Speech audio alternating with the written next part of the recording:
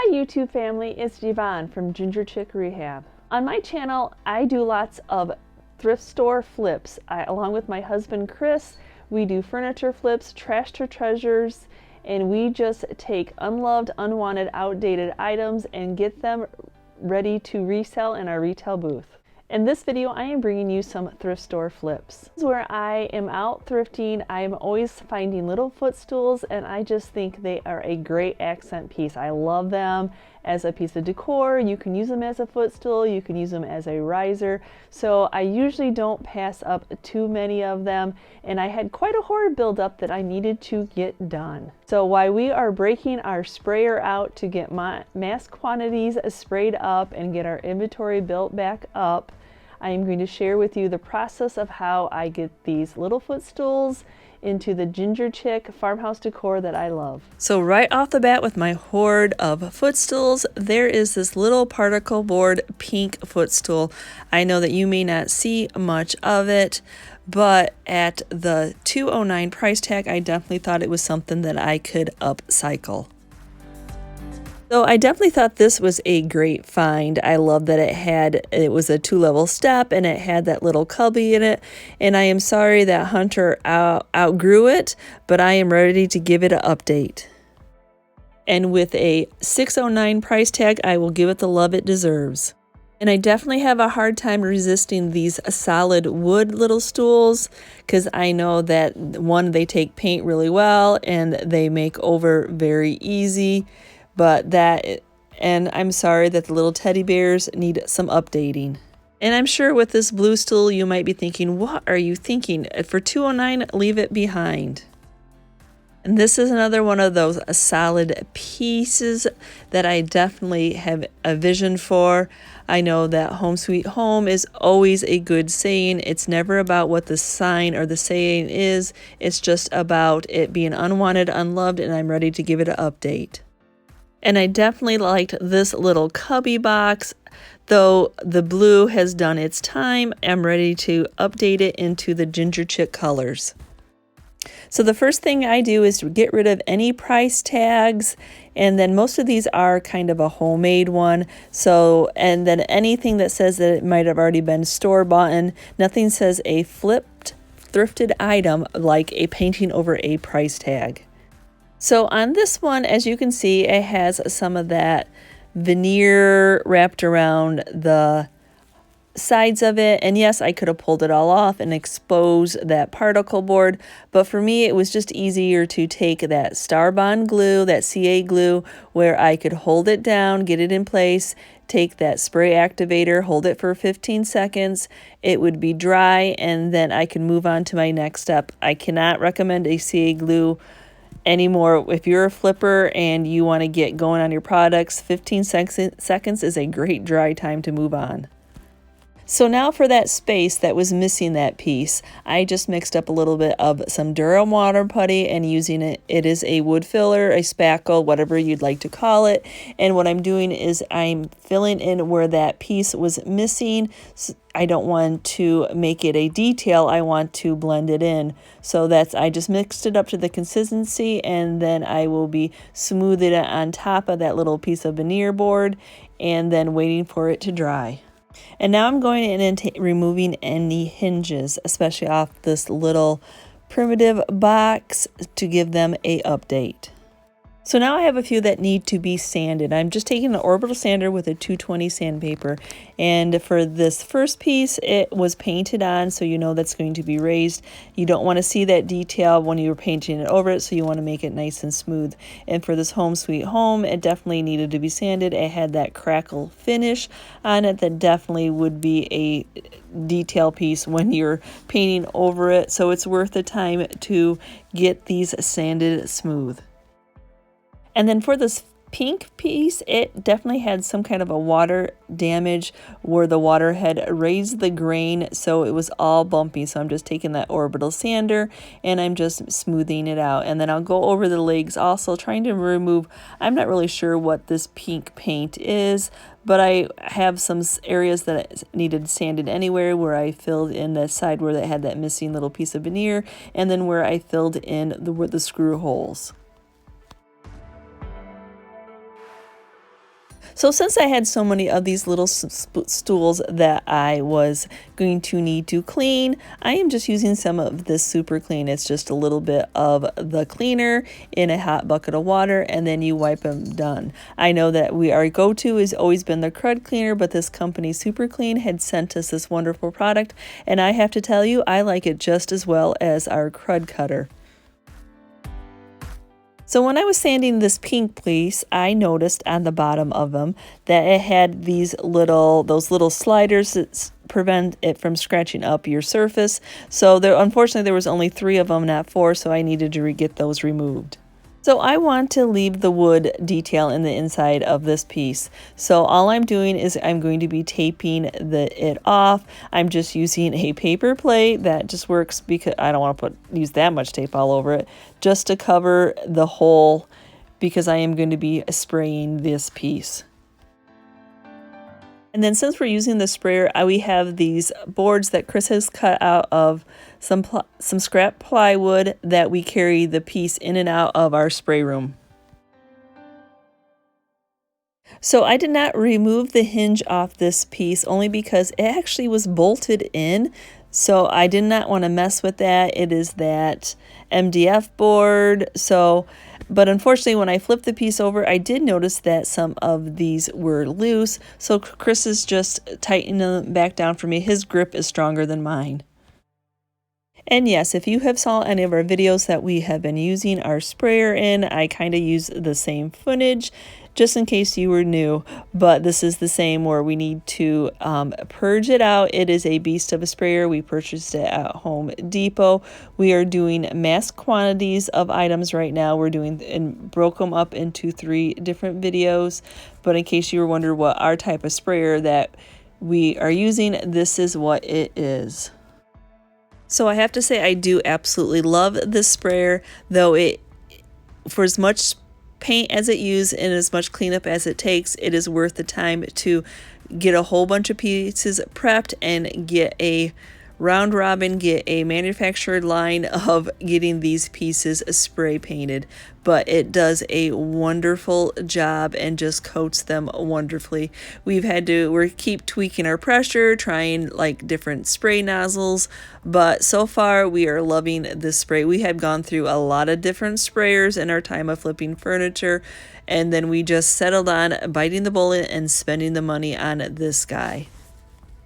And like I said, we are blessed when we built our workshop to add on a spray room. This part used to be an old shed, but we attached the 2 together. And I absolutely love having these pieces on a piece of wood and then using the turntable so I can spin them around. And then I love to start upside down on the pieces to get the most coverage on the first spray, and then because they're on a piece of wood, I can carry them out to a table to dry and I can bring another piece in.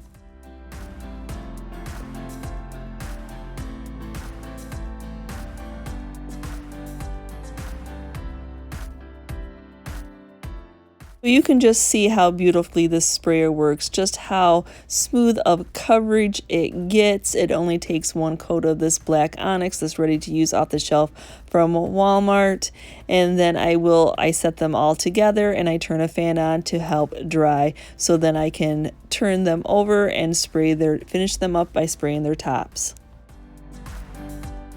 If you're not already part of my YouTube family, please consider hitting that subscription button if you like these kind of thrift flips, so we can share our vision for thrifted items with you. So I only had 1 set of hinges that I needed to clean, and my go-to for hinge cleaning is any kind of hardware is Dawn dish soap and hot water. Just put it in the hot water, scrub it a little bit, let it dry, and then finish it off with some Rust-Oleum paint and primer in one. And then before flipping it over on one side, putting some polyacrylic to protect that paint and doing the same on the other side. So now that we got the sprayer all cleaned up for the black paint, some of these pieces are going to be painted white. This is why I said we are doing a mass quantity of items right now. That way we can, and then it is nice because it does get a lot of them done, and it does help build our inventory for our retail booth in a local antique mall. And to spray paint these items white, we are using the Kills paint and primer in one, and it's the same thing as the black onyx. It's right off the shelf at Walmart. They will both be down in my description box along with any items I use. And for others that don't have a Walmart, I do try to link anything in my Amazon. And it is so nice to be able to put these on a piece of wood, get these sprayed, move a piece out, bring another piece in, and now it's time to finish them off the top of these little footstools.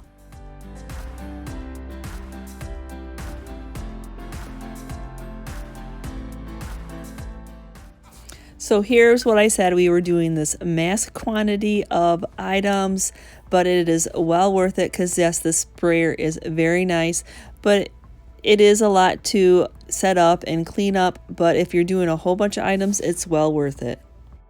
So yes, we did get to clean the sprayer out 3 times, but like I said, it was well worth it, especially being able to spray this polyacrylic top coat on the pieces that we wanted to keep black.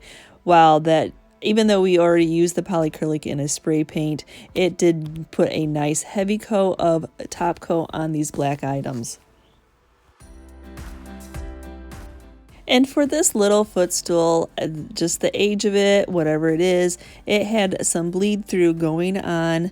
So even though we already had the sprayer cleaned up with the white paint, no big deal. I'm just going to seal that in with some shellac, and that's going to prevent any more bleed through happening. Sometimes it takes 1 coat, sometimes it takes 2 of the shellac, and then I will just hand brush with a paintbrush the white paint back over this. So maybe this is why I love picking up footstools. I can make them each individual. So for this little footstool, I don't know what you guys envisioned when you saw that blue paint, but I envisioned doing some buffalo check on it. I do love to do buffalo check. That's why I don't mind at a $209 price tag to pick something like this up and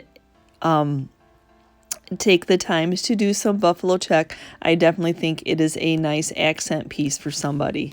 The main thing when it comes to your first paint piece, I like to center my paint.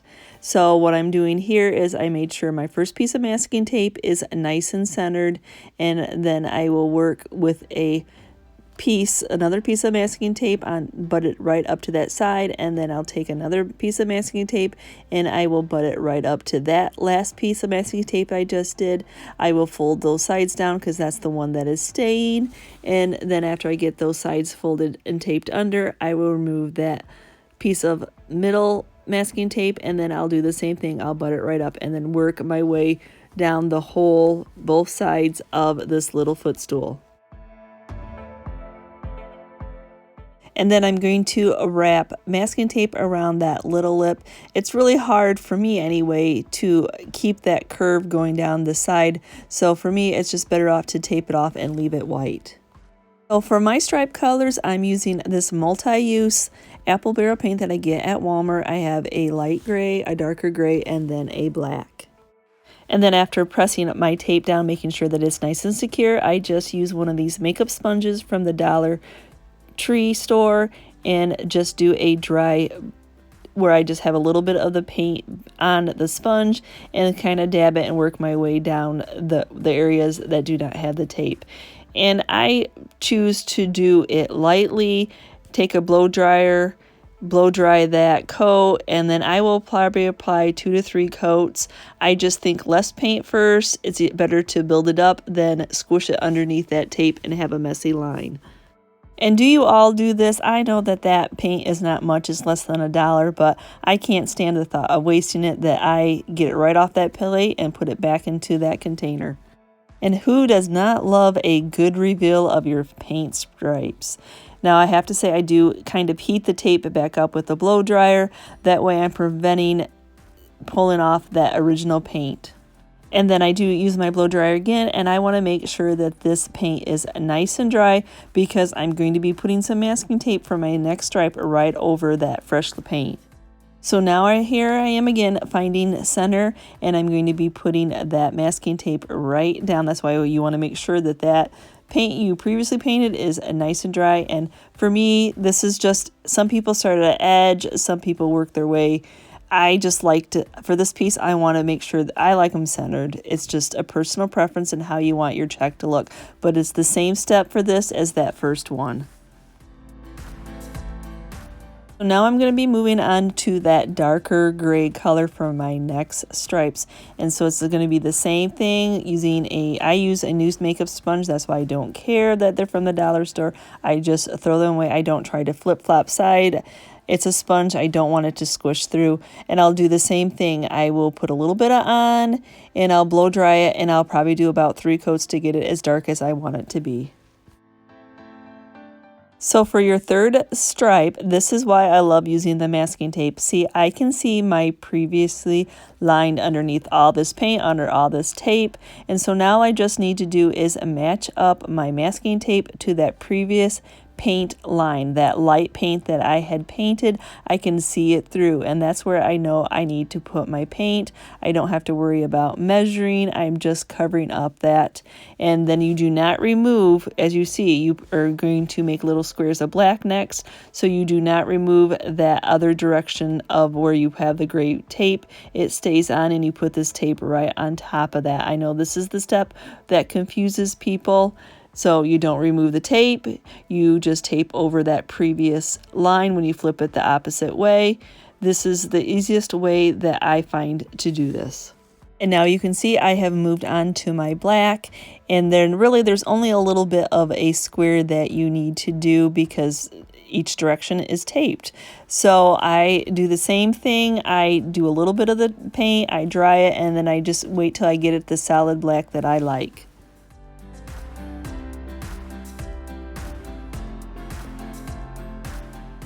Now for this stuff, I definitely want the assistance of the blow dryer. I've got a lot of paint underneath this tape, and I do not want this tape to pull it up. That's another reason that I like the dollar store tape.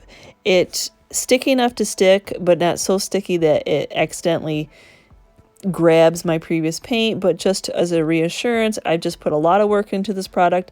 I don't want it to be ruined by tape taking off paint that I do not want it to take off. Can I tell you that this, oh my gosh, it's so satisfying to see that clean lines, see that check pattern. I know this might seem like a lot of work, but you know what? It is so satisfying. That's what makes it worth all the work. So for my next little step stool, I am using my larger little stencil. I got these off of Amazon. I'll have them linked down below. I absolutely love the little check pattern that this leaves behind, and I knew when I got this that I knew that this was going to be the perfect size for this little stool or little table, whatever you would like to call it. So what I'm doing is I am just securing it down with some masking tape, not too overly tight because you don't want to pucker and raise that stencil, just something that it's not going to shift while you're dabbing paint on it. For this one, I am just using the Apple Barrel Multi-Use in black and the makeup sponge from the dollar store. Now, I know I definitely do not want to have a lot of paint on this makeup sponge.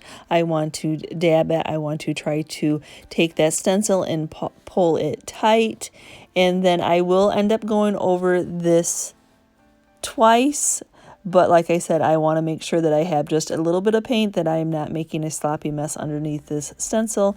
So I will speed it up, but I wanted to let you see how slow I was going at first.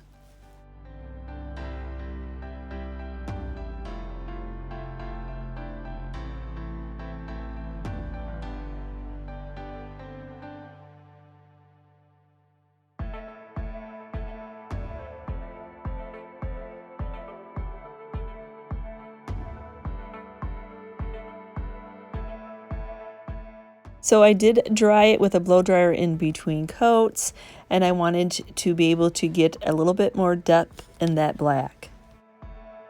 And the same thing, I'm going to be using that blow dryer again. And let me tell you, as a flipper, I've had way too many times that I have pulled paint off when I wasn't using the blow dryer. So I know it seems repetitive, but for me it works, and I'm not going to vary off that path because I don't want to make more work after I've already put this much work into an item. So to seal this paint in, I want this to be a very usable piece. I'm going to spray a couple coats of a polyacrylic to top this off. So for this guy, he reminds me of one of my benches I did. So I am just going to do a simple 3-stripe green sack stripe. So of course I'm finding a middle on this, and I kind of just mark the paint a little bit with my fingernail just so I can connect the dots. And then I'll be laying a piece of tape, butting it right up to that middle piece of tape on both sides, and then removing that middle piece of tape, and that will be where my first paint stripe will go. So to keep with my black and white theme, I'm going with a black stripe of this apple barrel multi-use paint on this guy also. And then just like the other ones, I will do multiple coats until I achieve the depth of color that I would like. And then I'll use that blow dryer again, 1 to make sure that the paint is nice and dry, and 2 to make it so that it reactivates that sticky on that masking tape so it does not pull any of my previous tape off, and especially to make sure it's dry because I'm going to be sticking more masking tape over it to put my next stripes on. So now I'm going to be using 2 pieces of masking tape, and I'm going to be overlapping them across this black center paint that I had done, the stripe. And so what I'm doing is I'm leaving a little bit like a 1/4 inch on each side of that black stripe, so that will be that clear white, and then I will guesstimate what a 1/4 inch is with my next, leaving that space between, and then putting another piece of masking tape. That's the nice thing about green sack striping, is the perfectly imperfect. Yes, you can measure, but I have done enough that I am getting okay with eyeballing. And the exact same painting process as painting that first black stripe, just a little bit of paint on, multiple coats, drying in between until you get the depth of the black of the color that you are trying to achieve.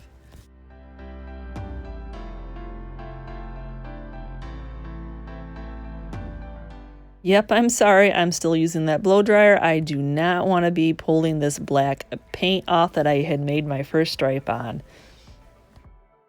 One of my stools I envisioned doing a little chicken on when I had thrifted it. I liked the shape of it, and I'd already had this little stencil that I have on my Silhouette Cameo, and so, but I don't want the farm fresh or the eggs or the stars. So the nice thing about the Silhouette is when I buy one of their already made designs, I am able to take it apart and just use the pieces and parts that I want.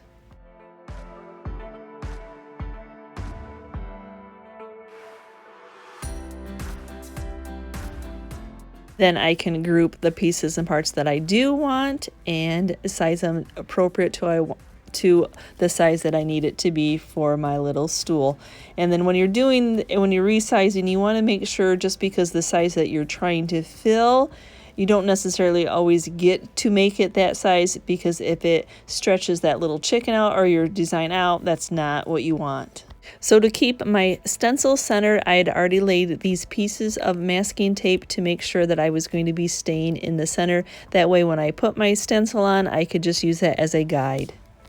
And yep, I'm a creature of habit. I'm just using that black apple barrel multi-use paint, the same makeup sponge, and I will do enough coats to get the depth that I want, drying with a blow dryer in between.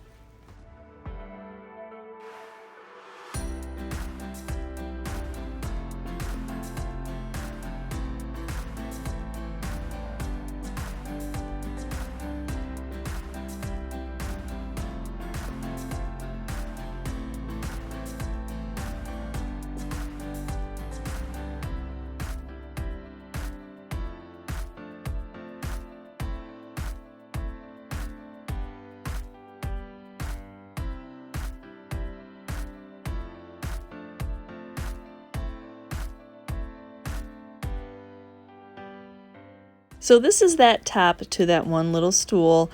It has a couple little marks on that I don't want to power sand it. I don't want to take its previous stain off.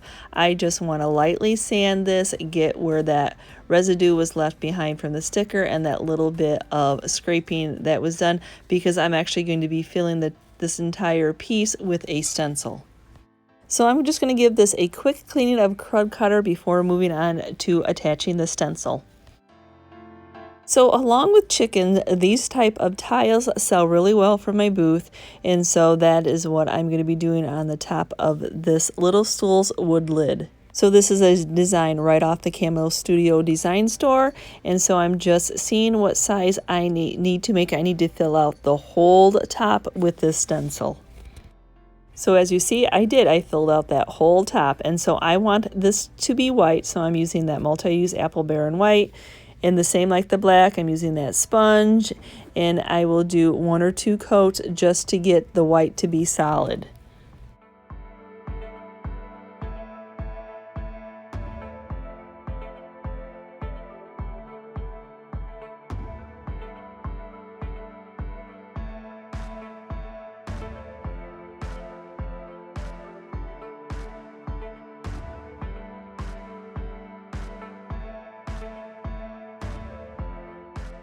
Now for this little 2-step stencil with the little cubby, this stencil that I got off of Amazon has 2 different sizes. So I used the bigger buffalo check stencil on the first one, the one that was pink, and so now I'm doing this one. I am doing the smaller little checks, and what I did is I centered this as centered as I could get it on the top of this, and I'm just doing the same thing I've done on everything else. I am using that makeup sponge, dabbing it on. I will do 2 coats very gingerly. The stencil's a little bit harder than a piece of vinyl or tape, just to get a design pattern going on this little stool.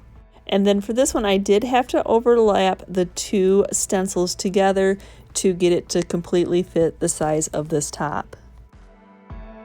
So now for that bottom step, I flipped the stencil, only one stencil, the opposite way. I couldn't fit both on to make it a complete full pattern. So what I did is I left a clear outline around the stencil just to have a little something on that bottom step, but it still goes together. And then I want to make sure that this white paint is on there and it's good and sealed, so I'm going to give it a couple coats of the polyacrylic.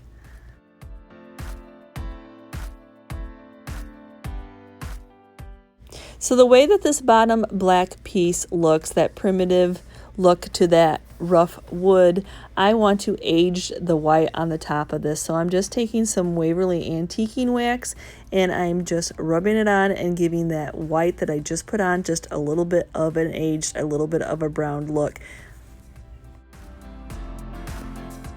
And then to seal that black paint in and to richen it up, I'm using the Waverly wax on the bottom piece also. So now this is the reason why I painted all my stools black first. I like to distress my pieces, and so what I'm doing here is I'm taking some 220 sandpaper on any corners, any sharp edges, and I'm just pushing down on the sandpaper until I reveal some of that black. And then to make sure that my piece is completely smooth, I will just lightly sand the top, giving a little bit of that black that I painted on there, a little bit of distressing also. And then I will do this with all the other white pieces also. I will just take that 220 sandpaper, hit all those edges until you can see some black, and then I know you're like, well, why didn't you just paint that black? There's just a difference between distressing it and making it that there's not enough paint. So now I just have a few more finishing touches I need to replace and put the hinges back on this little piece.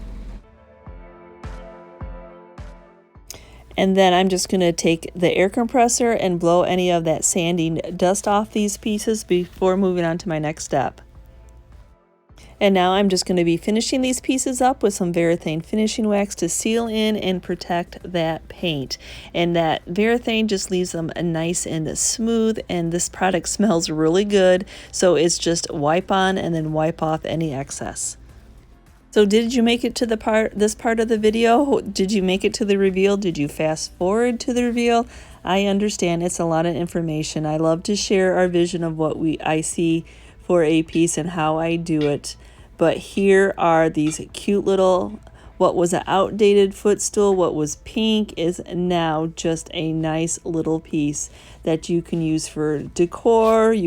I just absolutely love how I do love that stencil. I'm having a lot of fun with that stencil. And I live in a farming community, so chickens still are selling very well for me. Just a simple chicken on a simple stool can just be on the floor for a little kid to sit on, somebody to stand on to reach something in your cupboards. That's why I make sure that I protect it very well. Or just a nice decorative piece. I just absolutely enjoy doing little stools, and like I said, I have a hard time leaving any behind when I see them in the thrift store. So was your vision for this piece the same as my vision? I just absolutely, I know that sometimes I take a little bit of slack from my black and white, but we keep it neutral in our booth and it still is selling really well for us. It's easier for somebody to come in and add a little bit of black and white into their home decor. That does not mean somebody's house is totally black and white. And if you did not see my hands on this piece, would you have thought this was a bigger bench? Definitely videos like it could be a big bench, one of those catalog orders like, oop, I should have checked this size out. But I do absolutely love this little decorative piece. I definitely can see this just a nice accent piece to raise up somebody's home decor. And I have to thank Hunter for outgrowing his step stool or her step stool. I absolutely loved getting to flip this piece. I definitely love how it turned out. It is just, and with all that protection that I put on it, it should have longevity to it. So would you have passed this little 209 all blue step stool up? Did you envision some buffalo check?